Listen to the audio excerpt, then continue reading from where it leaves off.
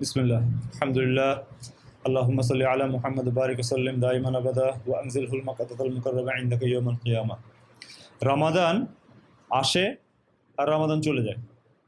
আমাদের প্রত্যেকের জীবনে যারা মুমিন রমাদান পায়, রমাদান পাওয়ার সঙ্গে সঙ্গে অনুভূতি তৈরি হয় একটা ভালো সৌভাগ্যবান, এবং প্রত্যেকের হৃদয়ে এই অনুভূতি তৈরি হয় আমি সৌভাগ্যবান।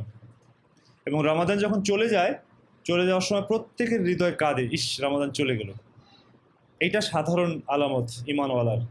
কিন্তু দুর্ভাগ্যজনকভাবে আমরা রমাদানের উদ্দেশ্য থেকে সবসময় গাফেল থাকি।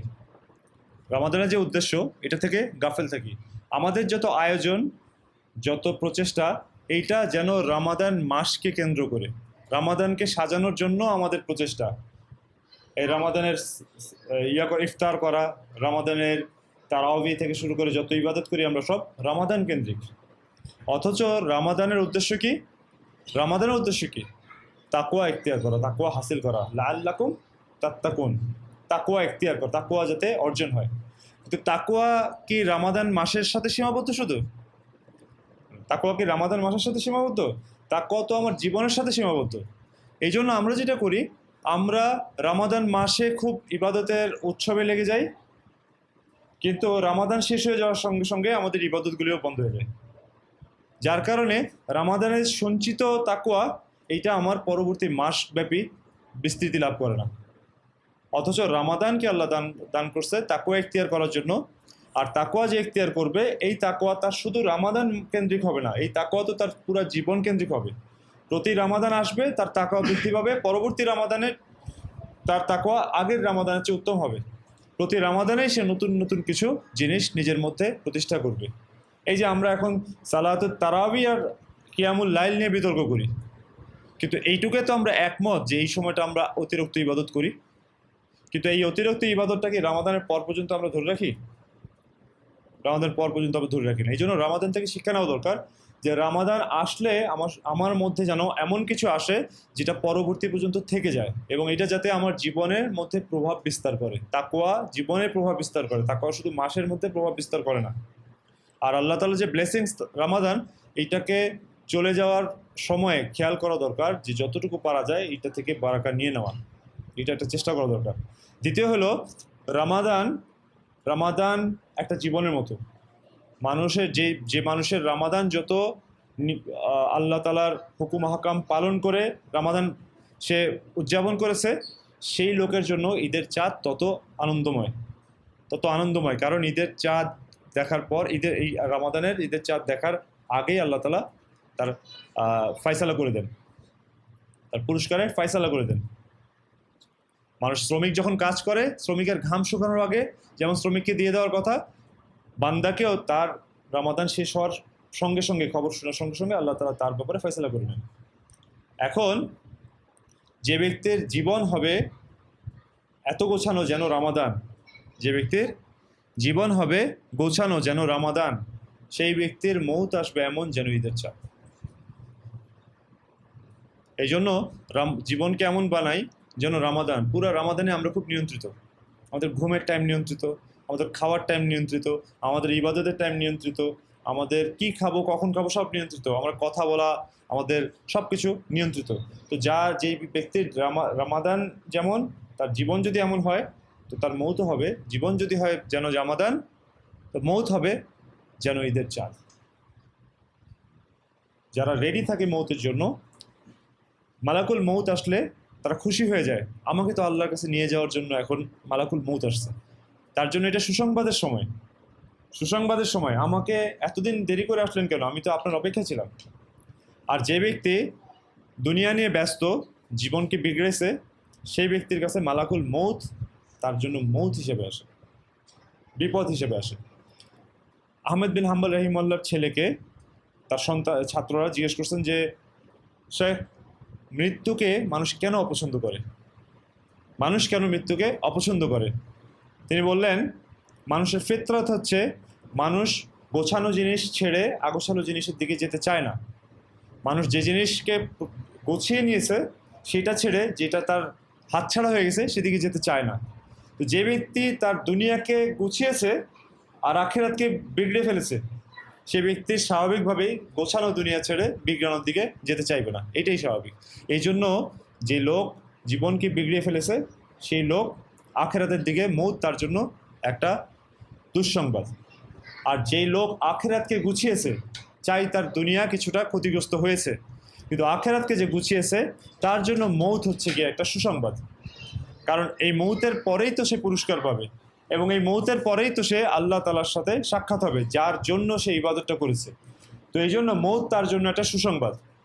এই জন্য জীবনকে বানায় যেন রমাদান, তো মৌত হবে এমন যেন ঈদের চাঁদ। 3 নম্বর হচ্ছে 3টা পয়েন্ট, এগুলি একদম আমার ব্যক্তিগত জীবনের রমাদান সম্পর্কে সারা জীবনের শিক্ষা থেকে আমি আপনাদেরকে বলতেছি, একটু মনোযোগ দিয়ে শুনুন, জাযাকাল্লাহ।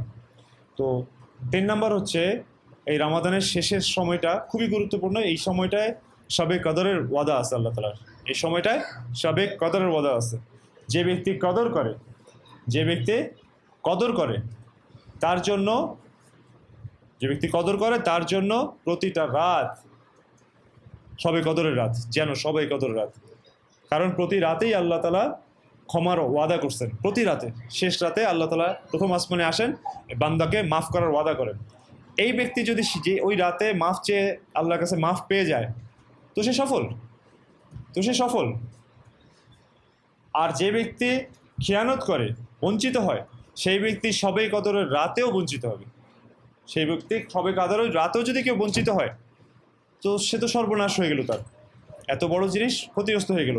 এই জন্য যে ব্যক্তি কদর করে সে তো প্রতি রাতের কদর করে, যেন প্রতি রাতই শবে কদর রাত, প্রতিটা রাত শবে কদরের রাত।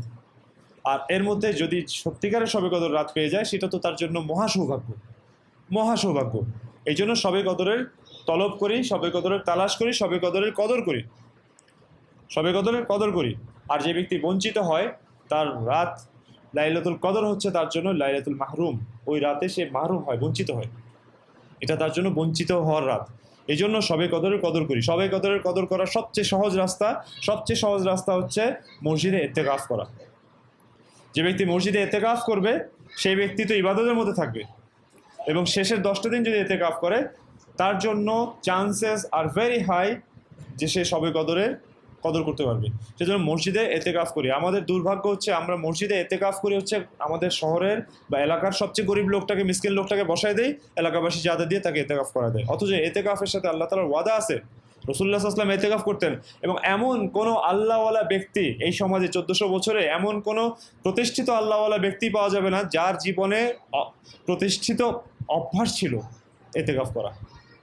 এমন কোনো ব্যক্তি পাওয়া যাবে না যে ইতিকাফ ছাড়া, বড় বড় কোনো সম্মানিত ব্যক্তি, বড় কোনো আলেম পাওয়া যাবে না যাদের জীবনে ইতিকাফ কমন প্র্যাকটিস ছিল না। অথচ এটা আমাদের, আমরা এই ইতিকাফটাকে সবসময় খুব অবজ্ঞা করি। এই জন্য চেষ্টা করি ইতিকাফে সময় দেওয়া, যতটুকু পারি। পুরো সময় না দিতে পারি, কিছু সময় দিই। যদি কিছু সময় না দিতে পারি মসজিদে সময় দেওয়াটা বাড়িয়ে দিই, একটু বেশি সময় থাকার চেষ্টা করি। হ্যাঁ, এবং আল্লাহ তাআলার কাছে রমাদানকে বারাকাপূর্ণ হওয়ার জন্য আল্লাহ তাআলার কাছে দোয়া করি। কারণ রমাদান যেমন বারাকার মাস, একইভাবে রমাদান কিন্তু গজবের মাস। এই মাসে গজব দেওয়া হয়। যে লোক রমাদান পেল অথচ রমাদান পাওয়ার পরেও সে গুনাহ থেকে মুক্ত হতে পারলো না, নিজের গুনাহ মাফ করাতে পারলো না, তার সর্বনাশ। এই জন্য রমাদান চলে যাচ্ছে, আমরা চেষ্টা করি আমাদের আল্লাহ তাআলার কাছে চেষ্টা করি, তৌফিক চাই যাতে রমাদানের পরে, এই রমাদানে যেমন গুনাহ ছেড়ে আমরা থাকার চেষ্টা করেছি, রমাদানের পরে বাকি 11টা মাসও যাতে আল্লাহ আমাদেরকে গুনাহ থেকে বাঁচিয়ে রাখেন, এবং আমাদের পরবর্তীতে যদি রমাদান আল্লাহ তাআলা তৌফিক দেন, ওই রমাদান যাতে এই রমাদানের চেয়ে উত্তম হয়। এটা হতে পারে আমাদের জীবনের শেষ রমাদান, এটা হতে পারে আমাদের জীবনের শেষ সৌভাগ্য। এই জন্য এইটাকে কাজে লাগাই। এবং জীবনে আমরা মানুষ হিসাবে প্রচুর ভুল করেছি, আমরা কেউ ভুলের ঊর্ধ্বে নয়, নবীরা ছাড়া কেউ ভুলের ঊর্ধ্বে নয়।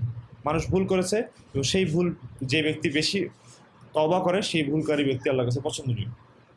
সব ব্যক্তি গুনাহগার, আদম সন্তানের সবাই গুনাহগার, কিন্তু সেই গুনাহগার উত্তম গুনাহগার যে তওবা করে, আল্লাহ তাআলার কাছে ঝুঁকে থাকে। মানুষের ভুল ত্রুটি হবে, সে আল্লাহ তাআলার কাছে ঝুঁকে থাকবে। ঝুঁকে থাকার শর্ত হচ্ছে পূর্বেকার গুনাহ থেকে নিজেকে ফিরিয়ে রাখার চেষ্টা করা, পূর্বেকার গুনাহ থেকে নিজেকে ফিরিয়ে রাখার চেষ্টা করা। আল্লাহ তাআলা আমাদের সবাইকে বুঝার, আমল করার তৌফিক দান করেন। সুবহানাল্লাহি ওয়া বিহামদিহি, সুবহানাকাল্লাহুম্মা ওয়া বিহামদিকা, আস্তাগফিরুকা।